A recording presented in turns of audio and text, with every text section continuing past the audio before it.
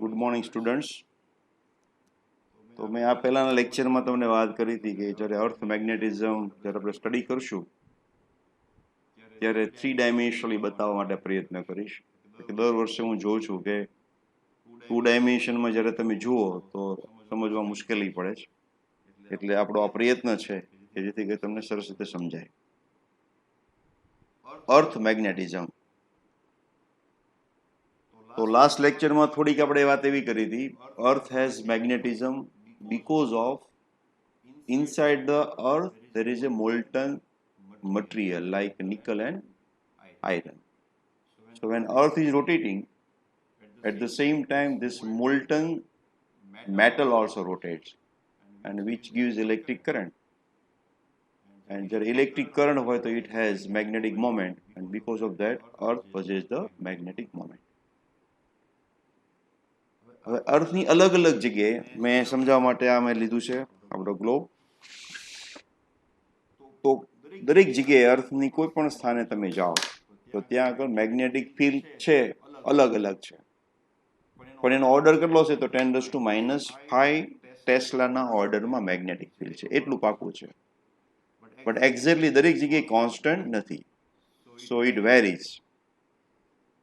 કોઈ પણ જગ્યાએનો અર્થનું magnetic field જાણવું હોય તો એની સાથે જોડાયેલા પેરામીટર્સ છે, અને એ પેરામીટર્સ જો આપણે સમજી લઈએ તો આપણે અર્થનું મેગ્નેટિઝમ સમજ્યા કહેવાય. તો એમાં કયા કયા પેરામીટર છે? તો પહેલું છે ડેક્લિનેશન એંગલ. Declination angle,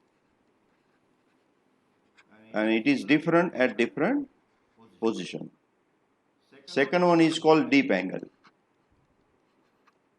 ગુજરાતીમાં કહેવાય છે એને નમન કોણ. અને ત્રીજું જે છે હોરિઝોન્ટલ એન્ડ વર્ટિકલ કોમ્પોનન્ટ.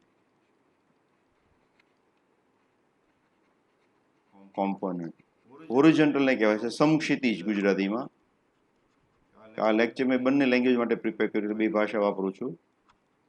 સમક્ષિતિજ અને વર્ટિકલ એટલે કે ઉર્ધ્વ. તો આ વસ્તુ જાણવાથી આપણે પૃથ્વીનું કયું સ્થાન છે એ પણ નક્કી કરી શકીએ. ઓકે, તો આપણે એક મેં અહીંયા ડ્રો કર્યું છે પૃથ્વીના ગોળાની જેમ, જે બાજુમાં પણ છે. આપણું લોકેશન અહીંયા છે, આપણે બધા જાણીએ છીએ કે આપણું લોકેશન છે નોર્થ હેમિસ્ફિયરમાં છે, ઉત્તર ગોળાર્ધમાં, અને આપણે અહીંયા રહીએ છીએ. જ્યારે હું નાનો હતો ત્યારે અમારા ટીચર, પ્રાઇમરી સેક્શનની વાત કરું છું, ત્યારે અમને આવું બતાવતા, એટલે મને એમ થાય કે અહીંયા ઊભા રહીએ તો પડી ન જવાય, એવો ત્યારે ક્વેશ્ચન થતો. અને એ ક્વેશ્ચન ત્યારે પૂછી નહોતા શકતા, પણ મનમાં આવું થયા કરતું કે આપણે આમ આડાવત પડી ન જાય, અથવા નીચેના માણસો નીચે પડી ન જાય, કારણ કે આપણને ત્યારે અર્થના ગ્રેવિટેશનલ ફોર્સની ખબર નહોતી. પછી જાણકારી આવી ત્યારે ખબર પડી ગઈ તો અર્થ પકડી રાખે છે આપણને, નહીં તો નીચે ભપ થઈ જાય. તો આપણે બધા અહીંયા છીએ. હવે અર્થનું ભૌગોલિક સ્થિતિ એટલે કે જ્યોગ્રાફી સમજવા માટે આપણી પાસે રેખાંશ અને અક્ષાંશ છે. રેખાંશ એટલે લોન્જિટ્યુડનલ લાઈન અને અક્ષાંશ એટલે લેટિટ્યુડ લાઈન. તો એમાંનું એક જે પહેલું છે અહીંયા આગળ, એને આપણે વિષુવવૃત્ત કહીએ છીએ, ઇક્વિટોરિયલ લાઈન. તો આ એક ઇક્વિટોરિયલ લાઈન હું અહીંયા બી ડ્રો કરતો જાઉં સાથે સાથે. તો આ એક ઇક્વિટોરિયલ લાઈન છે. ઓકે, ઇક્વેટોરિયલ લાઈન, જેને કહેવાય છે ગુજરાતીમાં વિષુવવૃત્ત. ઇક્વેટોરની ઉપર જાઓ તો અહીંયા નોર્થ પોલ, આ તમારો નોર્થ પોલ છે, જ્યોગ્રાફિક નોર્થ પોલ. હવે અહીંયા શબ્દ હું યુઝ કરવો જરૂરી છે, સામે આપણે યુઝ નથી કરતા, પણ અત્યારે આપણે મેગ્નેટિઝમ ભણીએ છીએ, so we have to use the word geographic north pole. Geographic north pole, ઉત્તર ધ્રુવ. અને આ જે છે જ્યોગ્રાફિક, હું જી એટલે જ્યોગ્રાફિક સમજી લેવાનું છે, ઇક્વેટર. ઇક્વેટર અથવા ઇક્વેટોરિયલ લાઈન. ઓકે, નીચે જે છે એટલે અહીંયા આગળ એ છે તમારો સાઉથ પોલ, પણ કેવો જ્યોગ્રાફિક સાઉથ પોલ. તો અહીંયા છે south pole, this is north, this is south, પણ કેવો geographic south pole. Okay, north pole અને સાઉથ પોલને જોડતી હું લાઈન આમાંથી અથવા એક સળિયો પસાર, ઇમેજિનેશન કરો તમે, એક સળિયો પસાર કર્યો તો it will pass through the centre of the earth, એમાંથી પાસ થશે. તો એ અહીંયા હું લાઈન દોરું છું, એને કહેવાય છે જ્યોગ્રાફિક એક્સિસ. તો અહીં મેં ડ્રો કરી છે જ્યોગ્રાફિક એક્સિસ, જ્યોગ્રાફિક એક્સિસ. એટલું સમજમાં આવી ગયું? North pole, south pole, geographic equator, અને આમાંથી લાઈન પાસ થાય એને કહેવાય છે જ્યોગ્રાફિક એક્સિસ. હવે મેગ્નેટની વાત કરવાની છે. તો મેગ્નેટિક નોર્થ ક્યાં છે? મેગ્નેટિક નોર્થ ક્યાં આગળ છે અને મેગ્નેટિક સાઉથ? તો મેગ્નેટિક જે નોર્થ છે એક્ઝેક્ટલી નોર્થ પોલ ઉપર નથી, પણ એનાથી થોડુંક જુદું છે. ક્યાં આગળ જુદું છે? તો કે કેનેડા સાઈડની અંદર છે. ક્યાં આગળ છે? કેનેડાની અંદર. એટલે હું અહીંયા આગળ ડ્રો કરું તો સમવેર હિયર. આ શું છે? તો એ છે magnetic north. This is called magnetic north. Magnetic north. અને નીચેની સાઈડમાં, અહીંયા એક્ઝેક્ટ અહીંયા નહીં, પણ એની સાઈડમાં, એટલે એન્ટાર્કટિકા જે છે એ સાઈડની અંદર થાય. તો એ છે મેગ્નેટિક સાઉથ. અહીંયા આગળ મેગ્નેટિક સાઉથ છે, magnetic south. Magnetic north geographic north ઉપર કોન્સાઇડ નથી થતું. એ રીતે મેગ્નેટિક સાઉથ જે છે એ જ્યોગ્રાફિક સાઉથ ઉપર બંધ બેસતું નથી, થોડું દૂર છે. અને એને હું જોડતી લાઈન બનાવી દઉં તો એને કહેવાય છે મેગ્નેટિક એક્સિસ. શું કહેવાય છે એને? મેગ્નેટિક એક્સિસ કહેવાય છે. આ બધો ઉલ્લેખ કદાચ તમારી ટેક્સ્ટમાં નથી કરેલો, પણ તમને વધારે નોલેજ બી મળે એટલા માટે હું બધું મેન્શન કરું છું. આને કહેવાય છે મેગ્નેટિક એક્સિસ. આટલી સમજમાં આવી ગયું? અને મેગ્નેટિક, તમે કદાચ ન્યૂઝપેપરમાં અત્યારે લેટેસ્ટ રીડિંગ કરતા હો તો મેગ્નેટિક ફિલ્ડ અત્યારે અર્થનું ચેન્જ થાય છે એવું અવારનવાર છાપવામાં આવે છે. તો it is not a fix. અત્યારે થોડું વધારે વેરિએશન થયું છે એટલે છાપા વધારે નોંધ લીધી. બાકી મેગ્નેટિક ફિલ્ડ છે કોઈ જગ્યાએ બદલાતું રહેતું હોય છે, કોઈ કોન્સ્ટન્ટ નથી. અને આ જે ધ્રુવના પોઝિશન છે એ પણ બદલાતી જાય છે, એક જગ્યાએ સ્થિર નથી. મેગ્નેટિક પોલની પોઝિશન બદલાતી જાય. મેં આ લેક્ચરમાં તમને મેન્શન કરેલું છે. એક મેં તમને ટેબલ બી આપ્યું હતું નેટ ઉપરથી ડાઉનલોડ કરીને, તમને કદાચ યાદ હશે. તો આટલી વાત થઈ. આ જે એંગલ બને છે લગભગ 11.3 ડિગ્રી છે. હવે આ કઈ વાત આપણે કરી હતી? આ બધા લેટિટ્યુડ છે અને આ બધી લોન્જિટ્યુડનલ લાઈન છે. ઊભી લાઈનોને શું કહેવાય? લોન્જિટ્યુડનલ લાઈન. તો તમે અહીંયા જો ઊભી લાઈનો દોરી છે, કદાચ એમાંથી દેખાતું હોય તો 360 લાઈનો આવી દોરેલી છે, 360 ડિગ્રી 360 લાઈનો. અને ઇક્વેટરની ઉપર 90 ડિગ્રી સુધી અને ઇક્વેટરની નીચે સાઉથ તરફ 90 ડિગ્રી, એટલે એ 180 લાઈનો છે. અને આમ કેટલી છે? 360 લાઈનો છે. ઊભી લાઈનોને શું કહેવાય છે? રેખાંશ. ઇંગ્લિશમાં શું કહેવાય છે? લોન્જિટ્યુડલ લાઈન. અને અક્ષાંશને શું કહેવાય છે? લેટિટ્યુડ. તો એ આડી લાઈનો છે. હવે એમાંની એક રેખાંશ હું અહીંયા ડ્રો કરું છું. ઘણી બધી રેખાંશ છે, એમાંની એક રેખાંશને હું અહીંયા ડ્રો કરું છું. આ મેં એક રેખાંશ ડ્રો કર્યું છે. આ આપણો રેખાંશ છે, એટલે કે લેટિટ્યુડ છે, સોરી લોન્જિટ્યુડ લાઈન છે. કોઈ બી એક છે. હવે કઈ લાઈન પસંદ કરવાની કે જે જગ્યાએ મારે મેગ્નેટિક ફિલ્ડ શોધવું છે ત્યાંમાંથી પાસ થતી લોન્જિટ્યુડલ લાઈન મારે લેવાની. તો આ એક લોન્જિટ્યુડલ લાઈન હું લઉં. હું એક અહીંયા લાઈન છે હું લઉં છું. અહીંયા એક્સિસ છે, તો લોન્જિટ્યુડનલ લાઈન અને એક્સિસમાંથી પાસ થતું એક હું પ્લેન બનાવું. આ પ્લેન બનાવી નાખ્યું. તો આ જે પ્લેન બન્યું એને કહેવાય છે જ્યોગ્રાફિક મેરિડિયન. ઇમેજિનેશન છે, એવું કંઈ દોરવા જવાની નથી જરૂર. કેમાંથી પાસ થાય છે? કેને પેરેલલ છે? તો કે લોન્જિટ્યુડનલ લાઈનને પેરેલલ છે.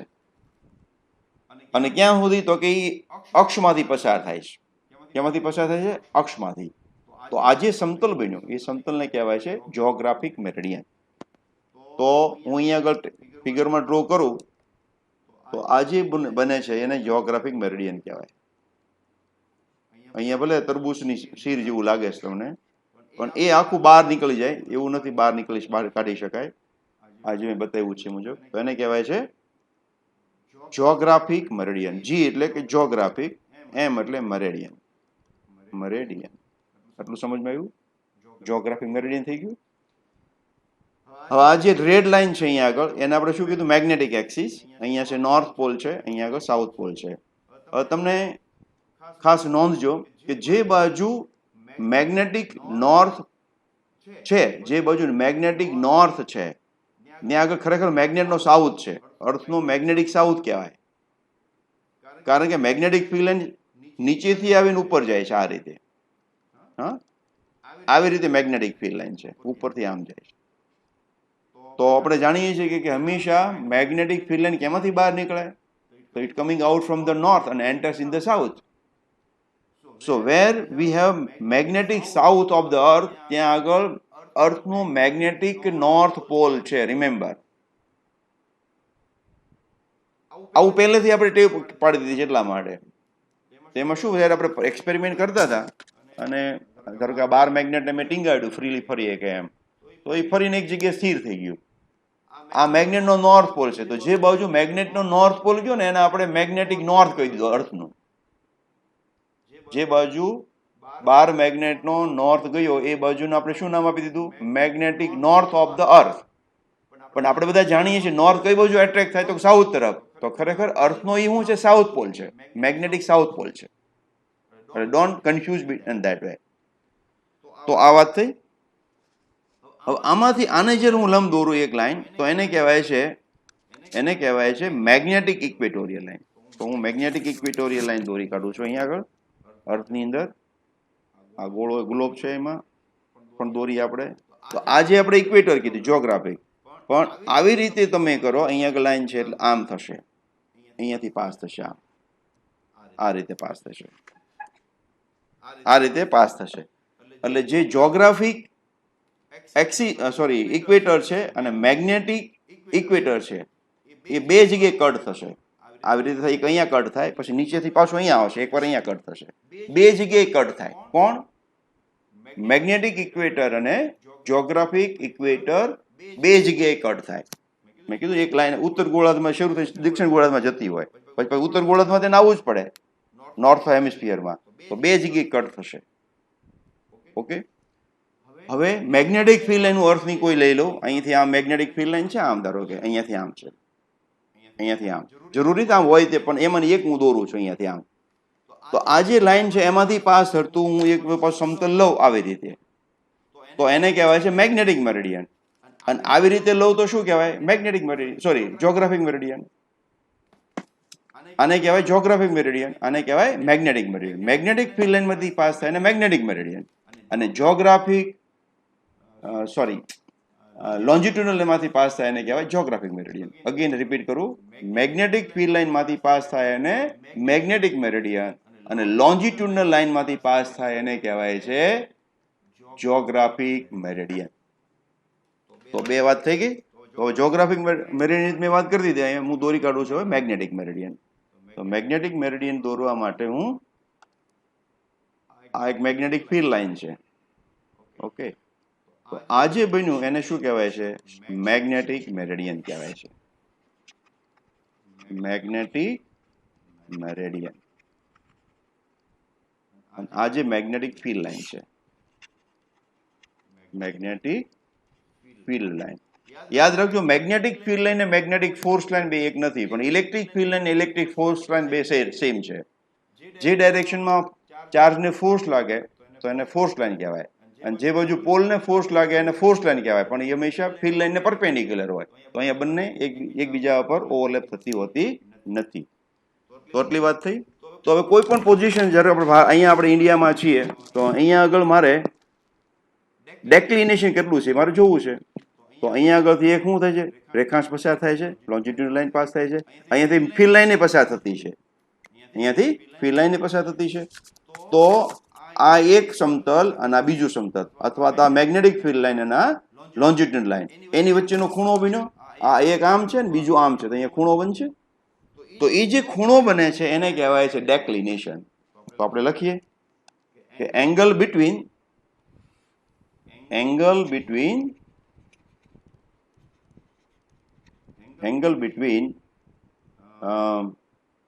magnetic meridian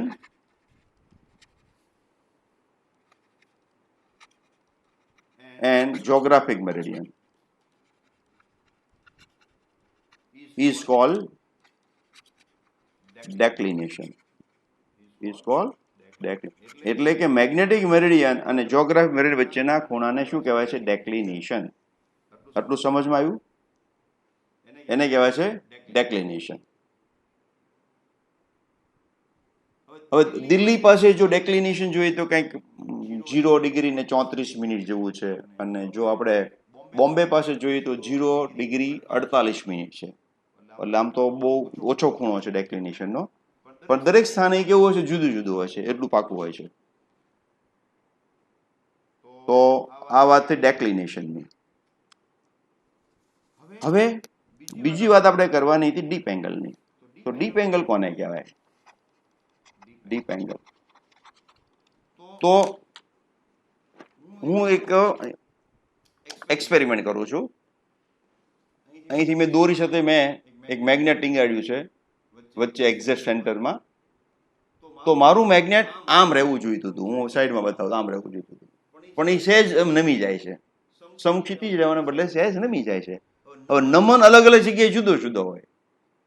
જો હું પ્રયોગ કરતો હોઉં અને જો આ મારું મેગ્નેટ છે ઊભું થઈ જાય તો સમજો ને હું ક્યાં આગળ વયો ગયો છું? કે નોર્થ પોલ પાસે, મેગ્નેટિક નોર્થ પોલ પાસે. અને જો ઇક્વેટર પાસે હોય ને તો એ આડું રહેશે. એટલે આ શું બતાવે છે? જે નમી જાય છે એને નમન કોણ કહેવાય? એને ઇંગ્લિશમાં કહેવાય છે ડીપ એંગલ. તો ડીપ એંગલ એટલે શું? તો કે જો ચુંબકીય સોયને, એટલે મેગ્નેટિક નીડલને, ચુંબકીય સોયને મેગ્નેટિક મેરિડિયનને સમાંતર ભ્રમણ કરી શકે તેમ ગોઠવતા તે સમક્ષિતિજ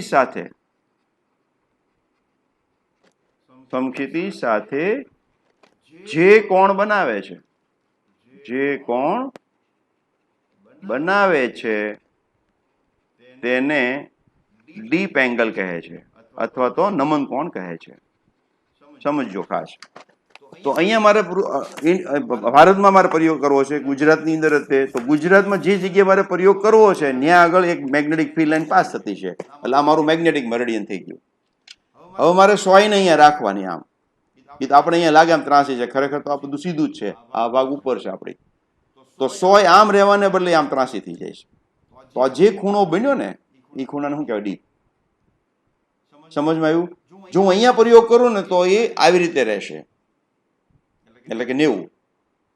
ઇક્વેટર ઉપર કરું તો 0, અહીંયા આગળ કરું તો પાછું 90. એટલે આ અહીંયા આગળ જો પ્રયોગ કરું તો 0 હોય, પછી જેમ જેમ આગળ વધતો જાય વધતીને કેટલો થઈ જાય? 90. તમારી મેગ્નેટિક મેરિડિયન એની છે, પણ હું અલગ અલગ સ્થાનથી અહીંયાથી અહીંયા સુધી પ્રયોગ કરતો જાવ તો ખૂણો વધતો જાય વધીને કેટલો થઈ જાય? 90. એટલે કે ધ્રુવ પાસે હંમેશા નીડલ આમ ગોઠવાય. કઈ ધ્રુવ? જ્યોગ્રાફિક ધ્રુવની વાત નથી કરતો, યાદ રાખજો, હું મેગ્નેટિક ધ્રુવની વાત કરું છું. એવી રીતે અહીંયા પણ 90 ડિગ્રી થઈ જશે. તો deep angle varies from 0 to 90. It varies from 0 degree to 90 degree. 0 degree ક્યાં આગળ? તો કે મેગ્નેટિક ઇક્વેટર પાસે. અને 90 ડિગ્રી ક્યાં આગળ? તો કે મેગ્નેટિક પોલ પાસે. સમજમાં આવ્યું? તો આટલી વાત તમારે ડીપ એંગલની અને ડેક્લિનેશનની. ફરી વાર પાછું બ્રીફલી કહું. હું એક મેગ્નેટને રાખું છું આમ, કોને સમાંતર રાખ્યું? તો કે રેખાંશને સમાંતર, અથવા તો લોન્જિટ્યુડ લાઈનને સમાંતર ઇંગ્લિશમાં. હું આમ રાખું એટલે મારું નીડલ આમ ફરી જાય છે અથવા આમ ફરી જાય, જેટલી ફરી જાય એ એનો ડેક્લિનેશન. રેખાંશ સાથે જેટલો ખૂણો બનાવે ડેક્લિનેશન. આ ગોઠવાઈ ગઈ. હવે હું આવી રીતે ફરે એમ રાખું છું, આમ ઉર્ધ્વ સમતલમાં, તો હવે પાછું આમ થશે. તો આ નમે ડીપ ફરીવાર, આ નમે ડેક્લિનેશન, આમ નમે ડીપ ફરીવાર, આ નમે ડેક્લિનેશન, આમ નમે ડીપ.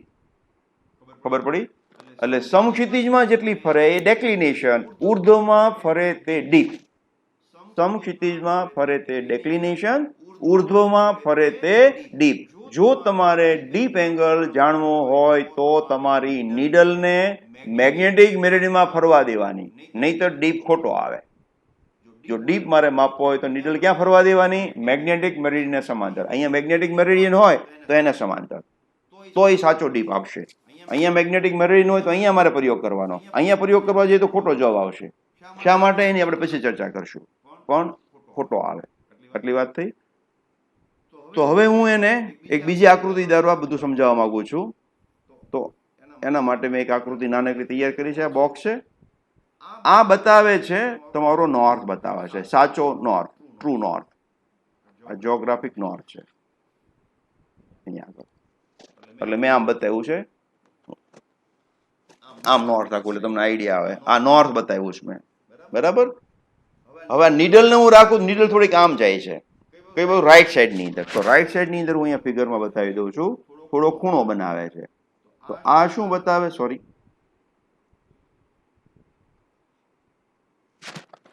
આમ થાય છે. હવે હું પાછો ડીપને ગણતરીમાં લઉં તો ક્યાં જતું રહે? આમ જતું રહે. તો ખરેખર તમે જુઓ, આમને બદલે આમે નથી જતું, નીચે જતું રહે. તો હું હવે એ ફિલ્ડને અહીંયા આગળ બતાવું છું. આ રીતે મારું ફિલ્ડ છે, એને કહેવાય અર્થનું ચુંબકીય ક્ષેત્ર. આ જે છે બી છે. શું છે આ? બી. અર્થનું મેગ્નેટિક ફિલ્ડ છે, અર્થનું મેગ્નેટિક ફિલ્ડ છે. તો આ સમક્ષિતિ સાથે બનાવેલો ખૂણો કહેવાય, એટલો છે એ. તો એ જે ખૂણો છે એને કહેવાય ઇન્ક્લિનેશન, સોરી ડીપ. અને આ જે ખૂણો છે એને કહેવાય છે ડેક્લિનેશન. સમજો? આમ ગયો એટલે ડેક્લિનેશન, આમ ગયો ડીપ. એટલે પહેલા આ D I, D I, D I તમારે સામે રાખો તો ડી આઈ. તો ડી ને આઈ બે બતાવી દીધા. તો ડી અહીંયા શું છે? ડેક્લિનેશન, ડેક્લિનેશન. આઈ શું છે? ડીપ. આઈડિયા આવી ગયો? 3 ડાયમેન્શનમાં છે એટલે વિચારજો ખાસ.